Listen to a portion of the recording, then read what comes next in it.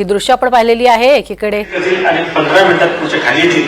माझी नम्र विनंती आमदारांना की आपण खाली एक आपल्याला आभार म्हणजे आधीच मानायला पाहिजे यांचे देखील मी अतिशय मनापासून आभार मानतो।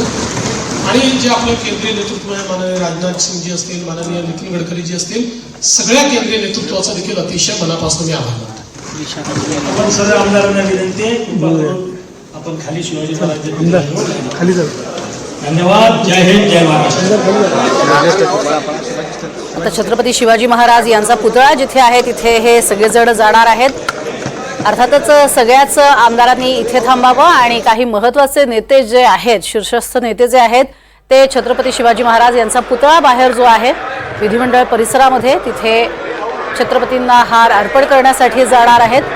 विधिमंडळ गटनेतेपदी सर्वानुमते आणि एकमताने निवड झालेली आहे देवेंद्र फडणवीस यांची आणि त्यामुळेच आता उद्याला मुख्यमंत्रीपदी विराजमान होताना देवेंद्र फडणवीस हे तिसऱ्यांदा आपल्याला पाहायला मिळतील। त्यांनी केलेल्या उल्लेखाप्रमाणे तिसऱ्यांदा सर्वसामान्य महाराष्ट्रातल्या जनतेनं दिलेली निवड, दिलेली पसंती आणि म्हणूनच पुन्हा एकदा मुख्यमंत्रीपदी देवेंद्र फडणवीस हे विराजमान होतील। मधला कटुकाळ त्याबद्दल मी बोलत नाही असं म्हणत देवेंद्र फडणवीस यांनी हा मधल्या 5 वर्षांच्या काळाबद्दल उल्लेख करणं टाळलेला आहे। मात्र आता देवेंद्र फडणवीस उद्या शपथ घेणार आहेत। तिसऱ्यांदा मुख्यमंत्रीपदाची शपथ घेताना पाहायला मिळणार आहेत देवेंद्र फडणवीस।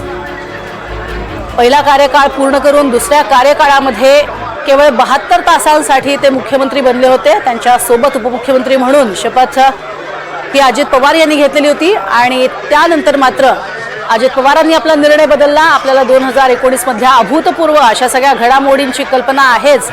महाराष्ट्रामध्ये कधीही न घडलेली उलथापालथ ही केवळ त्याच काही काळामध्ये महाराष्ट्रामध्ये घडलेली आपण पाहिली होती आणि महाराष्ट्रात एक वेगळ्या पद्धतीचं राजकारण सुरू झालं। नैसर्गिक युती, नैसर्गिक आघाडी पुन्हा ते या ठिकाणी पुन्हा येईल। थोडा मधल्या 2.5 वर्षाचा ब्रेक झाला पण पुन्हा देवेंद्र भाऊ या ठिकाणी आहे। आता संस्कार बाकी राहिलेला आहे। सत्ता स्थापनेचा दावा कधी केला होता? सत्ता स्थापनेचा दावा कधी केला होता? सत्ता स्थापनेचा दावा राज्यात 3 वाजता, दुपारी 3 वाजता मला वाटतं वेळ ठरलेली आहे। त्या ठिकाणी जाणार आहोत महोदयांकडे, त्या ठिकाणी सत्ता स्थापनेचा दावा करणार आहोत। देवळी विधानसभा देवळी क्या बात है, एक साथ ही है।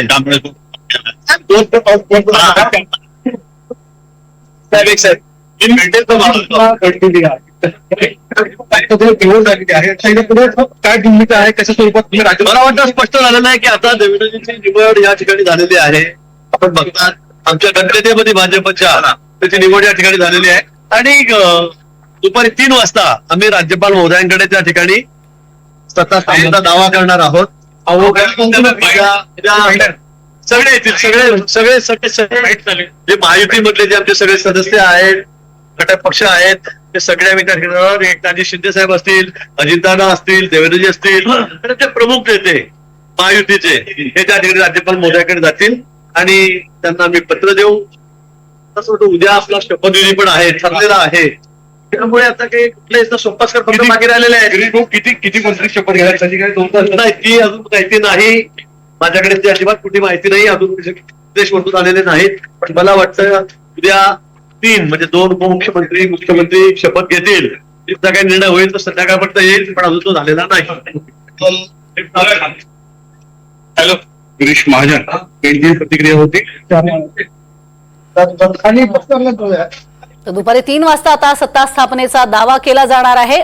सत्ता स्थापनेचा दावा करण्यासाठी सर्वच्या सर्व भाजपचे तसंच राष्ट्रवादी काँग्रेस आणि शिवसेनेचे हे सगळे आमदार जे आहेत ते जातील, महत्त्वाचे नेते जातील आणि सत्ता स्थापनेचा दावा करतील। थेट जाणार आहोत राहुल कुलकर्णी यांच्या